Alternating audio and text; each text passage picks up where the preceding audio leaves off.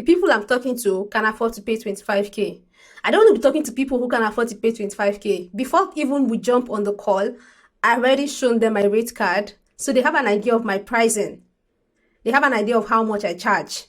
So by the time we jump on the call, it's for me to upsell them. So when I say this is what it's going to cost to build a topic cluster, fine.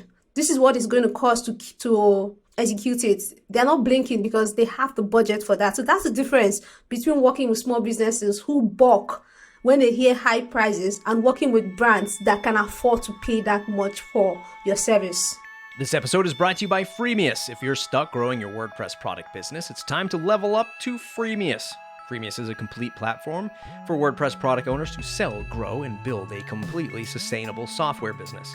You probably already know how competitive the WordPress ecosystem is these days. Building it and waiting for your customer is not an option. Freemius knows how hard it is for WordPress product founders to grow their business. They've developed the tools, the software, and most importantly, the content plus the community to help you get more sales. With a team of monetization experts, you're picking Freemius for success, not just for your product license keys and updates. If you need help growing your WordPress business, visit freemius.com. That's freemius.com. Thanks for supporting the show. This episode is brought to you by Accessibility Checker Pro plugin. Save 10% on your purchase using code MATTREPORT at equalizedigital.com. If you're developing WordPress websites, chances are you know how important website accessibility is. But if you're like me, you don't know where to begin, or you don't know if you have all of the most up-to-date standards in your tool belt. Equalize Digital has created Accessibility Checker plugin, which you can download for free in the WordPress repo. It'll help you get a bird's eye view of how you can improve the accessibility of a website you're working on.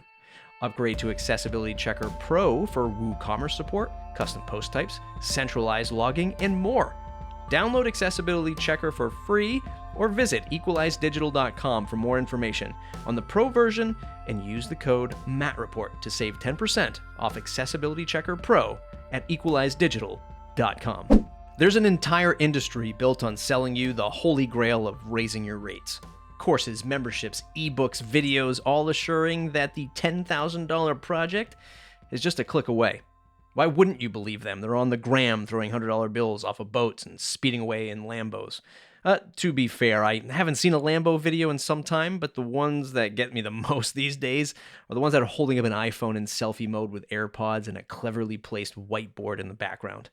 How about grit and persistence, patience and confidence? How about going through the paces enough to uncover your self-worth and simply raising your rates? That's exactly what Chima Mmeje did, plus a whole lot more. I read her blog post, The Year I Learned Audacity, and instantly DM'd her to ask if she'd be willing to share her story here. Luckily for you and I, she said yes. If you enjoyed today's episode, please share it on social media and support the show by buying me a digital coffee for as little as $5 or whatever you think the show is worth at buymeacoffee.com/MattReport. Okay, on to the show with Chima. Yeah, that's the thing. The pandemic has had like its bad side and its good side. Like I remember by March 2020, I had a good month. I was on the verge of like moving up, signing more deals. And then in the next blink, by the start of April, I'd lost all those clients, every single one of them. And it was due to one reason: they couldn't stay afloat. They got affected by the COVID-19 pandemic. But at the same time, I was seeing other freelancers on Twitter, on LinkedIn, on Facebook, who were talking about still clocking 10K, 20K, doing great numbers in the middle of the pandemic, staying busy. And that was when it hit me. These guys are earning good money. People were moving jobs. It was like a two-faced, two-sided thing. Just as some of us who are working with small businesses were badly affected, those who were working with larger brands had no impact, zero impact. Life went on as normal for them in regards to their earnings. And that was when I realized that if I want to make more money and not be having those situations where I lose income, that was when I realized that if I wanted to make more money, then I needed to be working with larger companies that will not be affected when there's a pandemic because their revenue is huge, they already have an established audience, and pandemic or not, people are still going to need their products. That was also the same period I decided, okay, if I'm going to be charging more money, then I need to the brands that I want to be working with are SaaS companies, because SaaS companies are well funded. Even in the middle of the pandemic, they were still raising funds, they were still hiring, they were still working with freelancers because people were still buying SaaS tools. It's remote. You don't need to go anywhere for that. So that was what made me decide, okay, this is what I'm going to do. Work with larger brands, but more specifically, work with SaaS companies because it's a remote-based thing. And you were working with the smaller client or the smaller brand. Was it like the restaurant, the travel industry? No. Smaller clients, mostly like marketing agencies, one-man business. And when I say marketing agencies, I use the term loosely. Mostly these marketing agencies that offer like cheap content, cheap SEO, basically cheap services for smaller businesses that can't afford to pay a lot of money. So they're probably charging 2-3K a month and had to like really micromanage that fund to make sure that they were getting like impact for their clients. So those are the kind of business I was working. It was basically crumb to table. Yeah. You say that your rates went up immediately to reflect my new status as a specialist. I went from charging 200 to 600 as a minimum price for content. Did you make that decision? Like when you said, okay, now I'm going to go from these customers that can't survive in this pandemic situation, I'm going to go with this SaaS-based approach because it looks like they're raising money. They need content. And now, because I'm going to those bigger brands, I'm immediately going to raise that price? Or did you kind of learn, okay, after the first few SaaS people, I guess I should be charging more? No, that's the thing. I think people have like a math, or will I say like a science to how they raise their rates. I don't. I've never had that. I just raise my rate to what I think I should be charging at that point in time. So if you're a specialist, I think once you become a specialist, then you need to be charging more to reflect that status, because price should be on par with your skill level. If you're charging 200, then nobody's going to think that you're a specialist. They're going to see you as a generalist, and they're not going to think that you're good enough. They're going to think, oh, this is someone who is still coming up, because there is no person on planet Earth who is an excellent writer that is charging 200 for content. Because one, it shows you're not confident. Two, it shows you don't know your words. And three, it's going to reflect in the copy. You can always see the difference between those who are charging a lot more money for content from those who are charging bare minimum for content. There's always a stark difference in the quality of the work. So the price I was charging needed to reflect that. That was basically it. Yeah. My day job at Castos, we have a production side for podcasting. And, we've been doing it now for well before I started, but so for 5 or 6 years now, Castos has had this production arm. And we've been growing, we've been raising funds, we've brought on a sales team, and we're still sort of offering like that legacy pricing. Like we're really good, but we're offering like pricing that was designed 3-4 years ago with the founder when he launched the production side. And now our sales guys are running up against sort of like what you're saying. They start talking to a customer and they say, boy, it's only $1,000 to do that. Like, can you really do it? And like, no, we really can. And it's like the customer needs to hear that it's $5,000 or $10,000. And they go, okay, these people get it. And we do. And now we just have to align our pricing with that. And sometimes that low end, the customer is the customer that has the money is like, nah, I don't really trust you because it sounds too cheap. Yeah. Yes, exactly. Because if you think about, when I think about all the really good content writers, some of them are charging $1 per word, $2 per word. Some are even charging up to $5 per word for content writing. And if I was a hiring manager, the immediate conscious thought would be that this person who is charging $2 per word is probably better than the person who is charging $1 per word. So by the time I was looking at their content, there is already bias, because I'm thinking, oh, if this person has the confidence and the gusto to be charging $2 per word, then there's got to be massive quality in the content that gives them the confidence to charge that much for their work. Yeah. Let's just sidestep all these amazing quotes that I have from your articles. Let's sidestep for a second. If there is a copywriter in the crowd, and I guarantee there is, because there's a lot of folks in the WordPress space that do WordPress blogs. They cover development, they cover design, they cover plugins, they cover WordPress news, et cetera, et cetera. How should one first start out pricing copywriting work? Is it per hour, per word, like you said, per No, project? never. I think always price per project, because per word, per hour, it's kind of like commoditizing the work you're doing. And that's not an approach I ever want anybody to take. That is it's like going to the doctor and saying, hey, how many hours is it going to take you to take a look at this problem that I have, and then bill me per hour for that. That's not going to happen. That's not going to happen. You charge per project because that's the quality you're delivering. So you have a range, which is what I like to work in ranges. It can be 1,000 to 1,400 words, 1,000 to 1,500 words, so that it gives you space not to be writing within a precise word count, and then you're trying to like just get everything in there. You have space to write the best content possible for that range, and then you charge per project for that, not per word, because per word kind of like forces you to write according to that word count, or forces you to fill up that word count, whether it needs to get there or not. And then per hour, it gives you the temptation to want to stretch out the work for longer hours, whether it needs to or not. Or when you need more time, you don't have that time because maybe the hiring manager has a specific number of hours that they can only allocate for that work, and then the work is not up to quality. So the only way to guarantee quality is to charge per project. And piggybacking off of that, just trying to draw parallels to, let's say, web designers, web developers. A big thing in this space is, hey, don't just build the website. You have to also sell your client on a maintenance package, because it's recurring revenue. It's money that still comes in. And by the way, the customer needs it. It's not like you're selling them something they don't need, because 9 times out of 10, the folks that you're selling to, they don't know what the heck they're going to do with this WordPress website.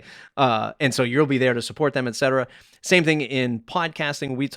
Customer comes to me and they say, hey, I want to do a show. And it's like, well, how many episodes? And they say, well, as little as I possibly, have to do. It's like, well, with podcasting, you gotta keep this thing going. Like, you have to at least try, a dozen to 20 episodes and give it a good shot. Is that the same in your world too, where a customer comes to you and they say, can you do like 1 or 2 blog posts? And you turn to them and say, listen, 1 or 2 is not going to get you anywhere. You need to do at least once a month for a year or 2 years, whatever. Yeah, you're basically just outlining my process for sales calls, because this is what happens on sales calls. Yeah, like that's the thing.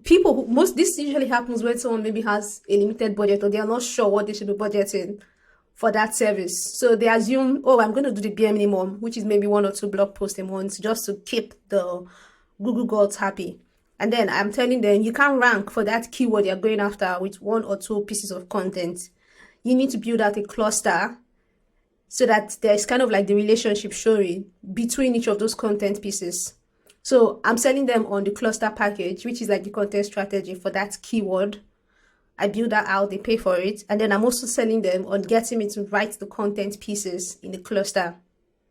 So that is like minimum maybe 20 to 25K for that package. Or if they just want me to do the cluster alone, now I'm charging 4 or 5 for that. So however that goes, I want to get them to not just think 1 or 2 pieces of content to rank for a keyword, because that's unrealistic. I want to get them to think multiple content pieces to rank for 1 keyword, and then move on to the next keyword, and then keep creating content pieces using that cluster strategy, so you don't have content that is isolated. So that's always the sell.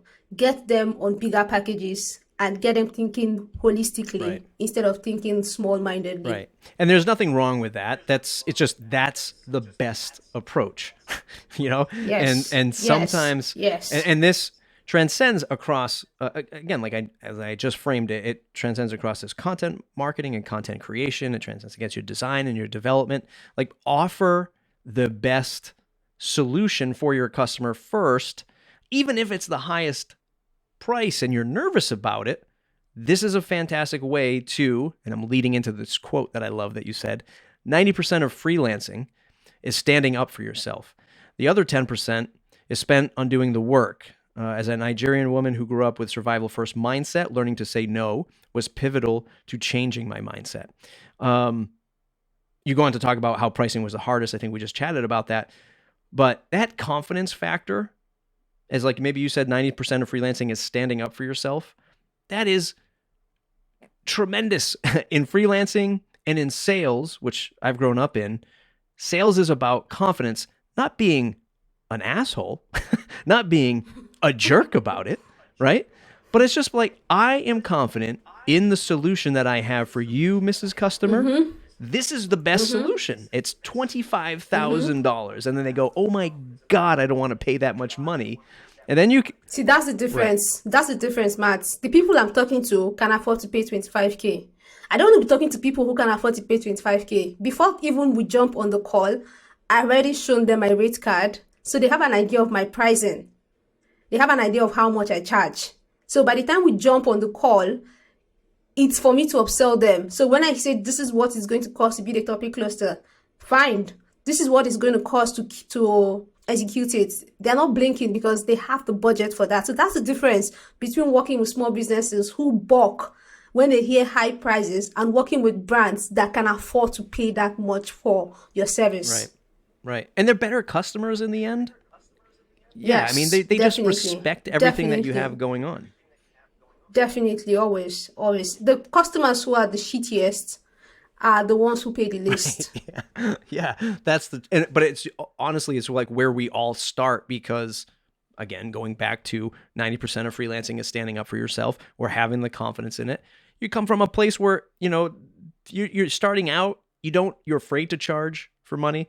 And I've seen this go across many different spectrums. It's not just us in the online world. I mentor a lot of local small businesses who are starting out. I mean, they could be florists, they could be bakeries, and everyone starting out is afraid to charge. And we just have to break through that. Definitely, because until you do, you're just going to be down there in the trenches. You're never going to come out. Let's talk about how you continue to grow the business. You had a bullet point. Again, this blog post that you wrote will be linked up in the show notes. So listener, please click it, read the rest of it. I'm just pulling out snippets that I thought were tremendous. The whole thing is tremendous.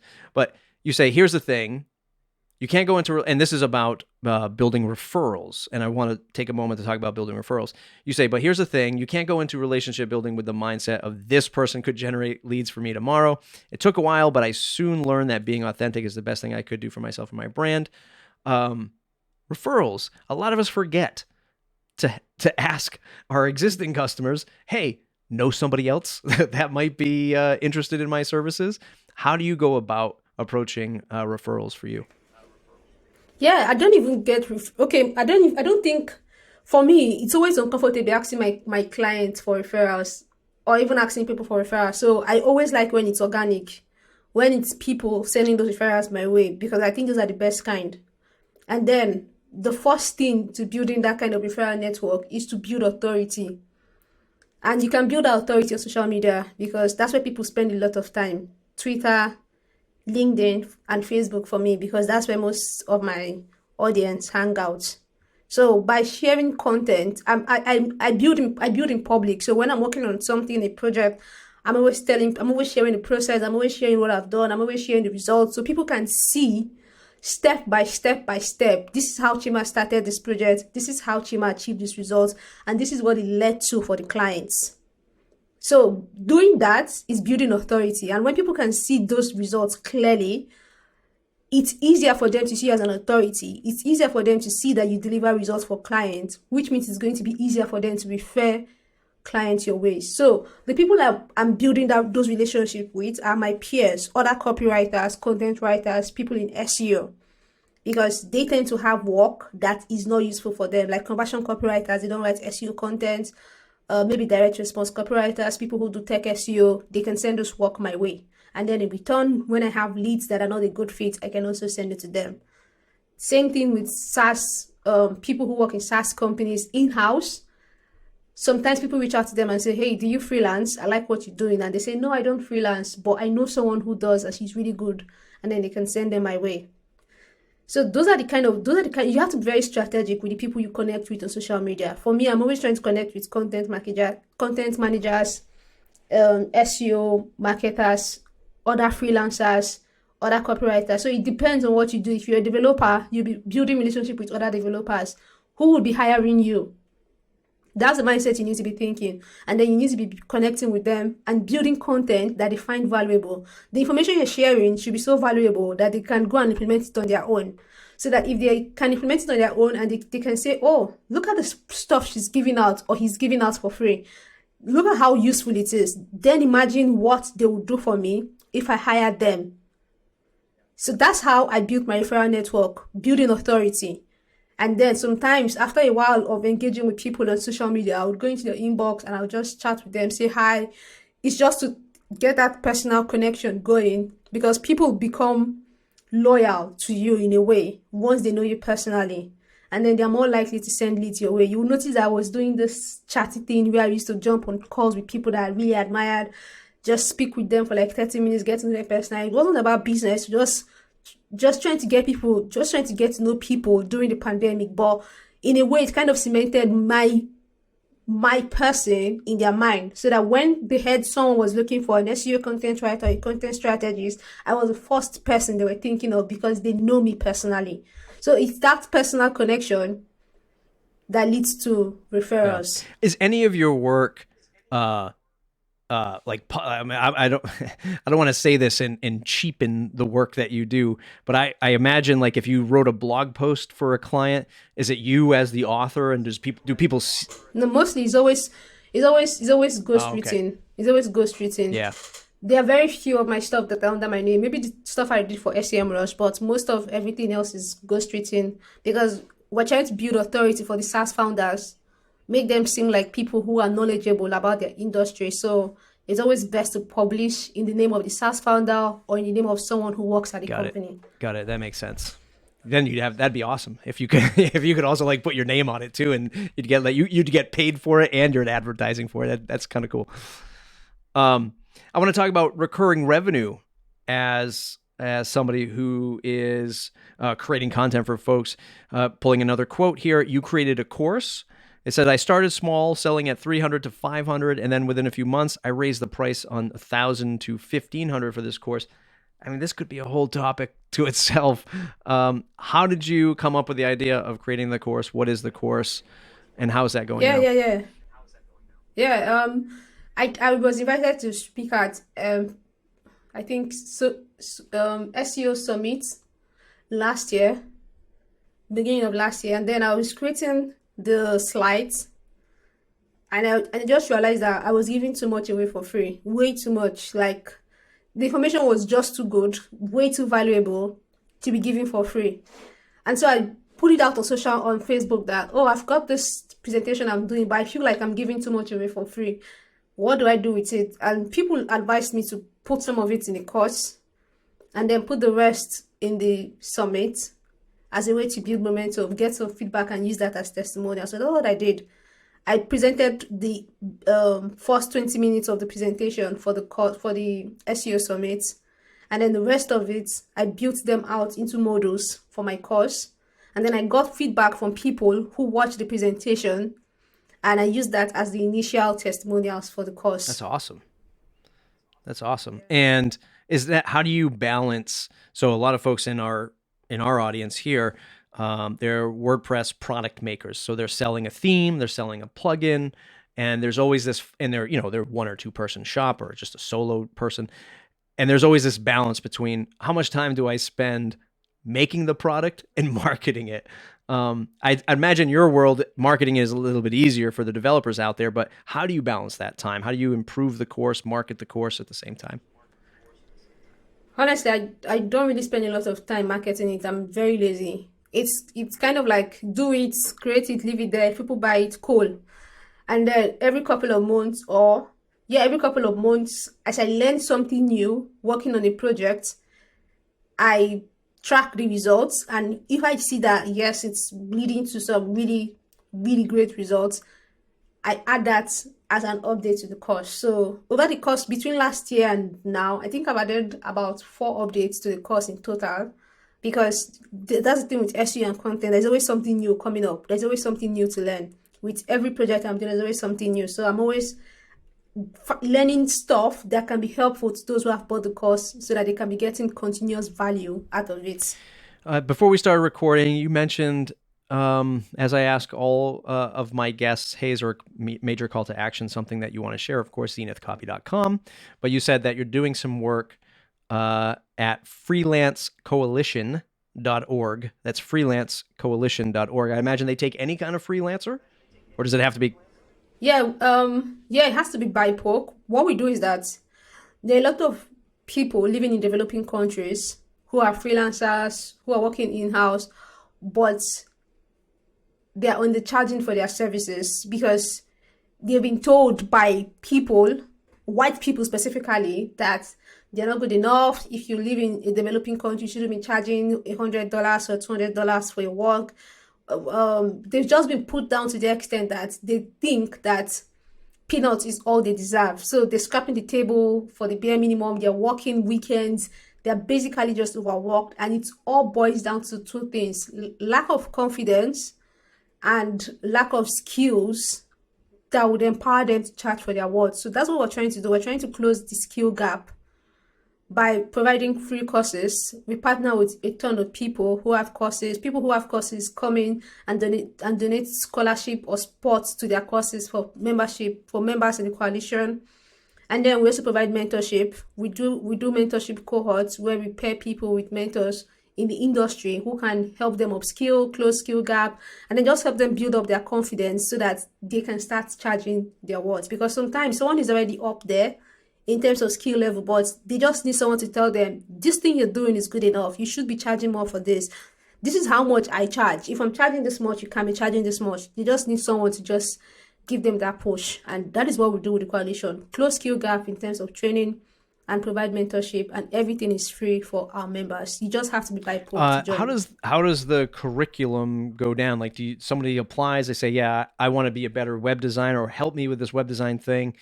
Is there just like a set course, or do you have like an accelerator where for like 90 days you'll be meeting every other week or something like that? Yeah. I think that's kind of what we have with the mentorship. Mentorship is the one where we close skill gap. Is you sign up. Right now, the problem is we have more people applying for help than people who are applying to provide support. So in a perfect world, you sign up and then you get paired with someone who is an expert. Maybe you're a developer, or we don't have developers, so let's use SEO. Maybe you're an SEO. Then you sign up and you get paired with someone who is an expert who has been doing this for a few years. And then you tell your mentor, this is where I have issues right now. Can you teach me these skills? And then your mentor starts to walk you through the process, starts to guide you through to close the skill gap. Mentorship is basically what you need it to be. If it's training you're looking for on closing skill gaps or stuff you don't know, that's what your mentor is going to provide for you. If you're trying to upskill, if you're trying to charge more and increase your earnings, that is the support your mentor is going to provide. They are basically going to provide the support that you need. So you have a huge need for mentors for this project, I'd imagine. Yes. What does that process look like? You want to apply to be a mentor? Is there a certain credentials? There's just a form. There's just a form you fill, and then we evaluate the form. Usually we just look at your LinkedIn profile to see your qualifications, where you've worked in. We just want to make sure that you have the expertise to be guiding someone and to be providing that support that they need, which is usually going to be upskilling. We want to make sure you have the skills to teach someone else. Basically, that's it. Once we can verify that, we pair you with a mentee, and then you meet once a week for 4 weeks. Once a week for, yeah, okay, 1 there hour. it is. Yeah, So 1 hour a week for 4 weeks, yes. And then some mentors decide to keep providing that support based on what their mentees need past the 4 weeks duration. Now, is the mentor responsible for coming up with what he or she might be doing everything for that month? Yes. It's up to the mentor to decide how they're going to be teaching for that 1 month period. Freelancecoalition.org. Definitely check that out. Another, just hearing you explain it and hearing how it all goes down, there's a nonprofit organization called Big Orange Heart, which is mental health and wellness for freelancers. It's very big in the WordPress space. That would be a great, here we are live, just like networking or recording anyway, networking this, abigorangeheart.org or bigorangeheart.org. It's either abigorangeheart.org or bigorangeheart.org. Fantastic.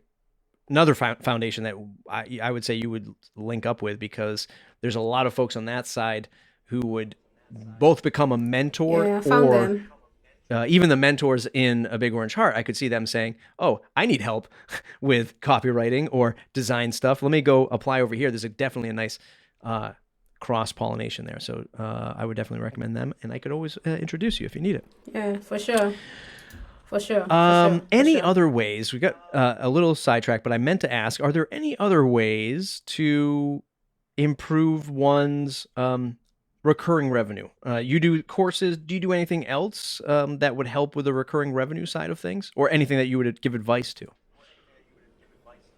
I think as you build authority and then you start to grow your follower base, you'll probably start getting requests from brands asking you to promote their stuff for them or those sponsored contents. So that's also a good way to get recurring revenue, doing sponsored content for brands. Especially when you have like a medium to large size following. That's influencer marketing. So yeah. There's there's so many different ways that one could, people could also you do the course, one could start up a YouTube channel, one could start up a podcast, and charge for subscription to a podcast, or try to monetize through either affiliates or, ads on YouTube. That would probably be a longer game, but it's certainly a viable thing that one could do. Chima, one final question, or one final set of questions.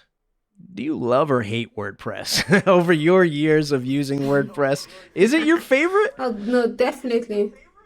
That's the thing. I can't wait against anything else, because WordPress is the only thing I've ever used. So there's nothing else to wait against. Initially, there was a period where I was strongly considering leaving WordPress because the security was just trash. I was getting my account was getting hacked, and then I'll be kicked out of my WordPress account. It was ridiculous. You're like, this is my website, like, damn it. Let me. Yeah, like it was ridiculous, just ridiculous. Someone was always trying to hack my website. It's just crazy, but it's better now. At least I haven't been hacked in the past year, so hopefully it stays that way. I think they've done a lot to improve security on the platform, because there was a time when everybody used to be scared to update WordPress or to update a plugin, because sometimes that was how these hackers used to get in. So many different ways hackers were getting in back then, but it's so much better now. So kudos to WordPress for improving security. I hope it keeps getting better, because that's always been the biggest concern with WordPress, security. When we chatted in our pre-interview a few weeks ago, maybe even a month ago, you mentioned that some of your higher end clients, they don't use WordPress. They have their own homegrown thing. Yeah. That's just the nature of big enterprise business. Like, we all love WordPress. We love everyone to use it. But unfortunately, hey, they made their CMS. It works for them. Stop trying to use WordPress in every situation. I guess that's a fair statement. Definitely. None of my big name clients use WordPress or any of this commercial CMS. They build it in-house, because that way they have all the control. They can build in all these awesome security features inside. I think you get to a stage, and then you shouldn't be using WordPress at that stage.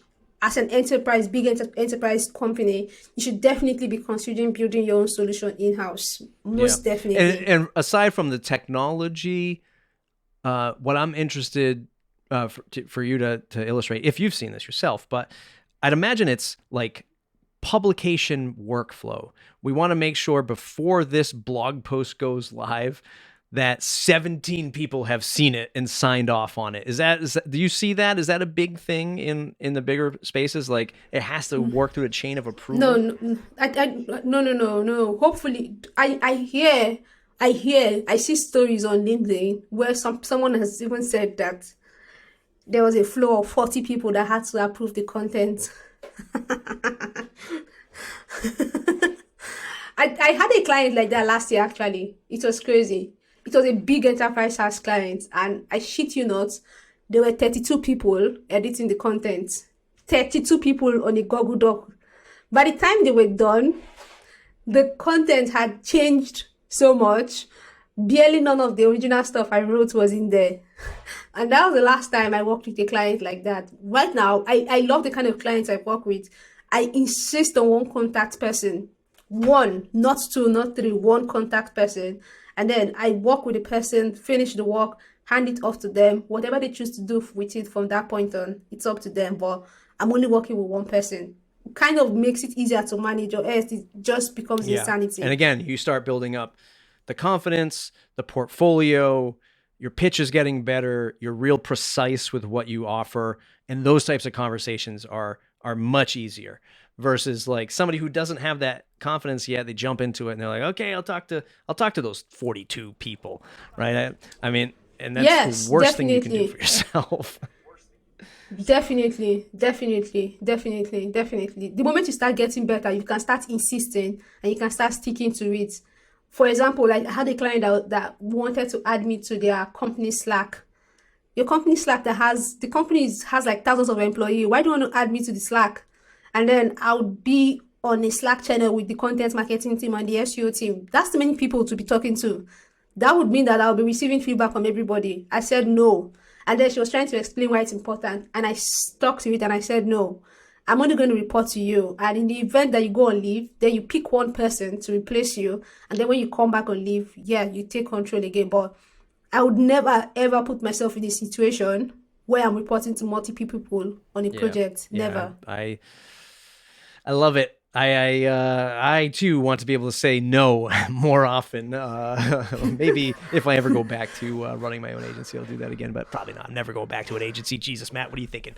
You'll never do that. Never do that again. Oh gosh. Chima, this has been an amazing conversation. Zenithcopy.com. You can get the course by going to zenithcopy.com/shop. It's in the menu. Yes. Freelancecoalition.org. Definitely check that out. Apply, get help, or become a mentor. Become a mentor, please. Chima, anything else that you would like to send folks to say thanks?